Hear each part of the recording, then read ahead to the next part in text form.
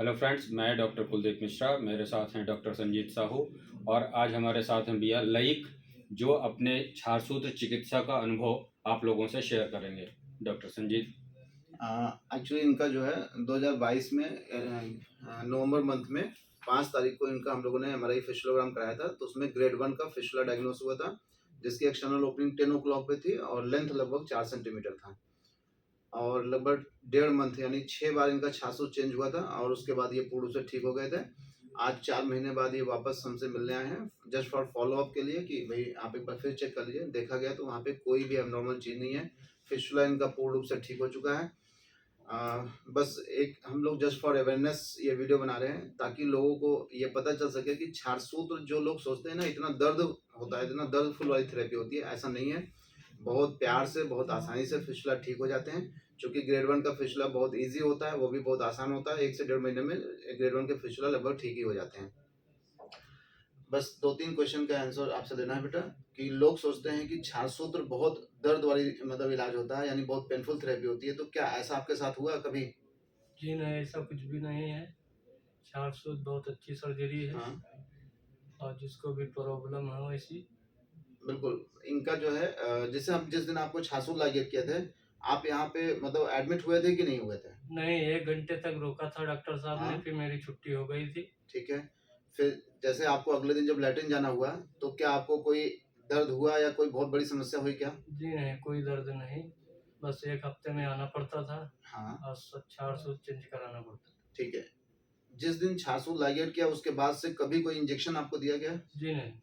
मतलब ऐसा कभी दर्द उठा हो कि नहीं हम आपको इंजेक्शन दे रहे हैं? नहीं, इंजेक्शन की जरूरत नहीं पड़ी हमें।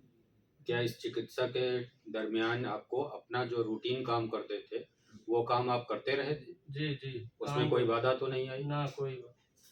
मतलब जो आपका रूटीन जॉब है, जैसे आपकी जो जॉब है वो कर लेते थे? हाँ जी, कर लेते। बिल्कुल। कहने का अभिप्राय ये है कि छारसूत्र में ना तो हॉस्पिटलाइजेशन की नीड पड़ती है, एडमिट नहीं होना पड़ता, ना तो कभी इतना पेन होता है कि इवन पेन किलर का इंजेक्शन भी लेना पड़े। कभी कभार थोड़ा बहुत दर्द हुआ तो ठीक है, एक पेन किलर खा लिया, आदमी का काम चल गया। इससे फ़ायदा क्या होता है कि अगले दिन से पेशेंट अपना जो रूटीन जॉब है वो कंटिन्यू कर सकता है, अपना जॉब कर सकता है, ताकि उसका जो सोर्स ऑफ इनकम है वो कंटिन्यू बना रहे, अपना पैसा भी कमाने का जरिया रहे। क्योंकि छारसूत्र में बस एक ही दिक्कत होती है कि लंबे समय तक इलाज चलता है। इसका फ़ायदा ये होता है कि पेशेंट को छारसूत्र जो होता है अगर करने के बाद जो बीमारी है वो दोबारा होने की संभावना लगभग ना के बराबर होती है। इवन ग्रेड 4, ग्रेड 5 के पेशेंट में भी छारसूत्र द्वारा जो ठीक हुए केस हैं, अभी 5-5 साल, 6-6 साल हो गए, लेकिन अभी तक कोई रिकरेंस वाला केस नहीं लौट के आया कि उनको रिकरेंस हो गया हो।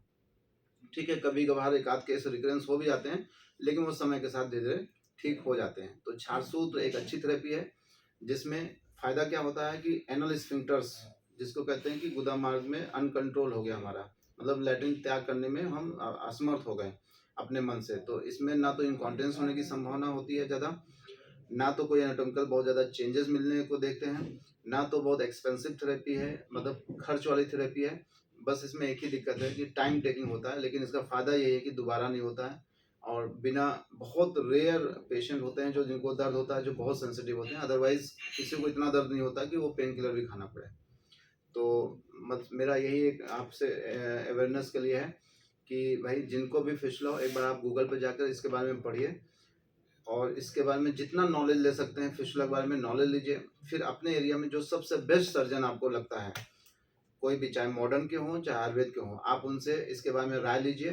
क्योंकि फिशला देखा गया है कि खाने वाली दवाइयों से कभी जल्दी ठीक नहीं होते हैं। लोग क्या करते हैं, 2-2 साल, 3-3 साल खाने वाली दवाइयाँ खाते रहते हैं, फिर लास्ट में जाके सर्जन के पास जाते हैं। तो जब भी आपको लगे कि मलद्वार के आसपास कोई फुड़िया फुंसी बन रही है, उसमें से पस आ रहा है, या कभी स्वेलिंग हो गई है जिसमें सूजन आ गई है, या वहाँ फोड़े जैसा लग रहा है, तो एक बार किसी भी सर्जन से अपने आसपास जो भी आपको अच्छा लगता है उनसे जाके इसकी राय लीजिए। अगर वो कहते हैं कि ये फिशला है, तो इसकी एक फिशलोग्राम एक्सरे, एमआरआई या सीटी स्कैन करा के इसकी कंफर्म डायग्नोसिस बनवा लीजिए। अगर उसमें रिपोर्ट में कंफर्म हो जाता है कि भाई आपको फिशला है, तो आप इसकी जितनी जल्दी हो सके अपने सर्जन से मिलकर इसका एक जो सबसे बेस्ट समाधान है उसका मतलब इसका इलाज करा लीजिए। Thank you.